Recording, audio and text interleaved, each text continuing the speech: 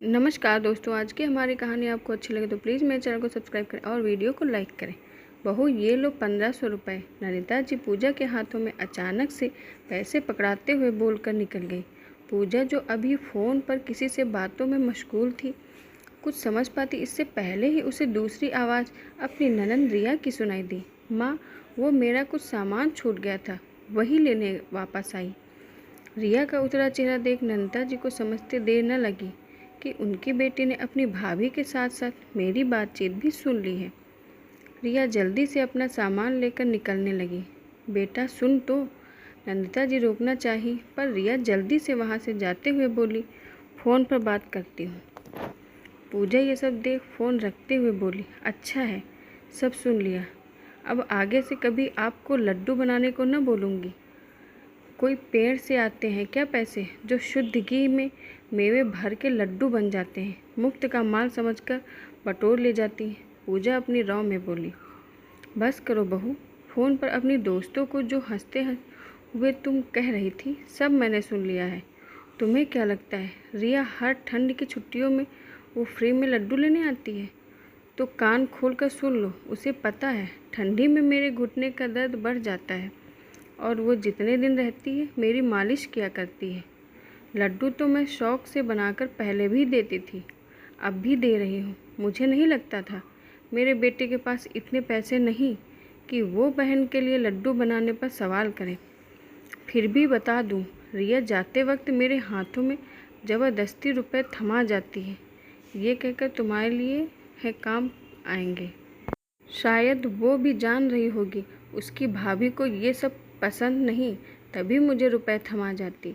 और आज तो तुम्हारे मीठे बोल सुन ही गई। ननिता जी को बहू पर बहुत गुस्सा आ रहा था। सप्ताह भर को बेटी आई और जाते वक्त ये सब देख कर गई।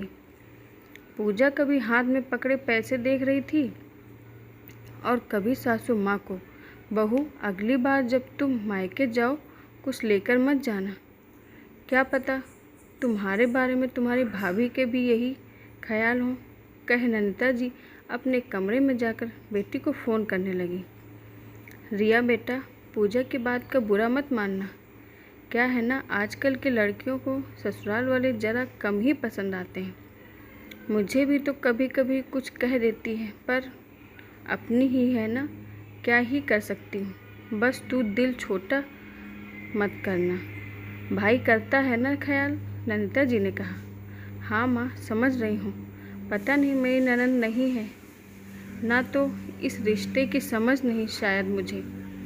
तुम भाई भाभी और छुटकू यही मेरे अपने हो ना, रूठ कर रिश्ते तोड़कर कहाँ ही जाऊंगी।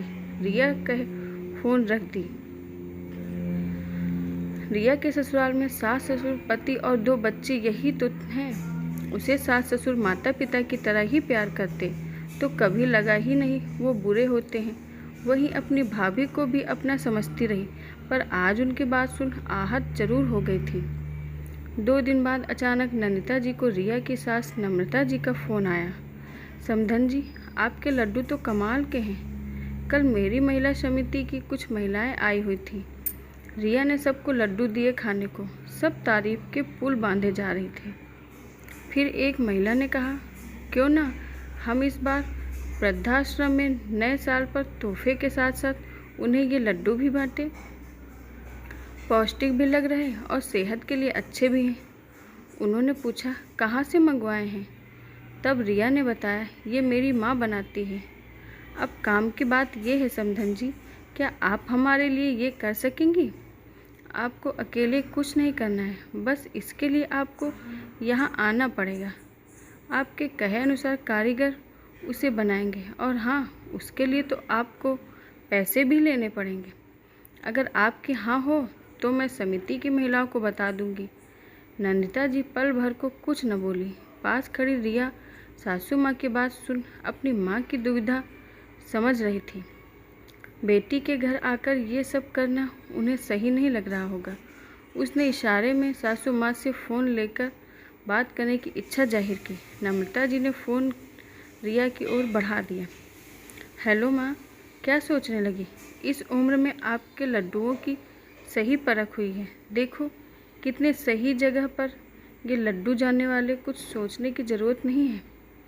वैसे भी तुम्हें अकेले कुछ नहीं करना, सब मदद करेंगे, बस तरीका तो तुम्हारा ही होना चाहिए। नंदिता जी अंदर से खुश भी हो रही थी और थोड़ा दिल धुक भी कर रहा था। बड़े पैमाने पर कभी बनाया जो नहीं था, पर इतना यकीन था खुद पर कि वो कर सकती हैं। उनके हाँ कहते ही रिया ने कहा, फिर माँ 2 दिन बाद आ जाओ यहाँ, प्रत्यूष कार भिजवा देंगे। नए साल पर तोहफे के साथ ये लड्डू भी आश्रम में देने हैं। नंदिता जी रात को अपने बेटे आवेश से बोली, बेटा परसों रिया के घर जाना है, दामाद जी कार भिजवा रहे हैं, समधन जी ने बुलाया है। आवेश कारण तो वो टाल गई, क्योंकि बहू की 4 बातें सुनने का उनका जरा भी मन नहीं था। सभी ने लड्डुओं की इतनी तारीफ की कि नंदिता जी को यह प्रस्ताव दिया गया कि आप हम सभी समिति की महिलाओं के लिए 1-1 किलो लड्डू बना कर दें, पर बदले में पैसे जरूर लेने होंगे। नंदिता जी संकोच कर रही थी तो नम्रता जी ने कहा, समधन जी ये मौका हर किसी को नहीं मिलता। उम्र के इस दौर में आपकी अपनी एक पहचान बन रही है, ना मत कीजिए। रिया भी माँ के समर्थन में उतर गई। नंदिता जी को इस वजह से रिया के यहाँ 15 दिन रहना पड़ा। उधर आवेश माँ को बार बार आने को कह रहा था, उसे भी अच्छा नहीं लग रहा था। माँ बहन के घर इतने दिन को रुक रही, एक दिन वो उसे लेने पहुँच गया। यहाँ आकर उसे नंदिता जी के बिजनेस का जब पता चला, वो पहले थोड़ा नाराज़ हुआ। आराम करने की उम्र में इन सब पचड़ों में पड़ने की क्या ज़रूरत। तब नंदिता जी ने कहा, बेटा लड्डू तो मैं शौक से बनाया करती थी, पर मेरी पहली ग्राहक तो कब से मेरी लड्डुओं के पैसे देती रही, और वो कोई नहीं, तेरी बहन है। आज नंदिता जी पूजा की बात भी कह गई और बोली, बेटा क्या तुम्हें बुरा लगेगा अगर मैं अपना ये काम करूं?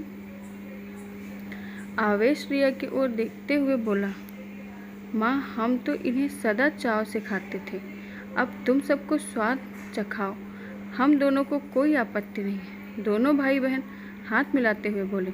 नंदिता जी आवेश को कुछ पैसे दिखाते हुए बोली, ये मुझे आश्रम के लिए लड्डू बनाकर मिले।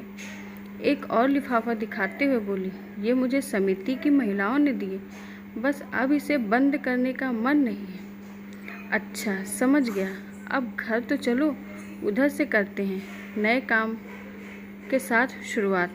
नंदिता के नाम से क्यों रिया, तू आएगी ना माँ की पहली ग्राहक, रिया को चिढ़ाते हुए आवेश ने कहा। नंदिता जी घर आई। आते वक्त नम्रता जी ने कहा था, देखिए समधन जी रुकने की ज़रूरत नहीं है, यहाँ अभी भी आपके लड्डुओं की बड़ी मांग है, बस आप ऑर्डर लेकर तैयार करती रहें। कुछ महिलाओं को भी सहयोग के लिए लगा लीजिए।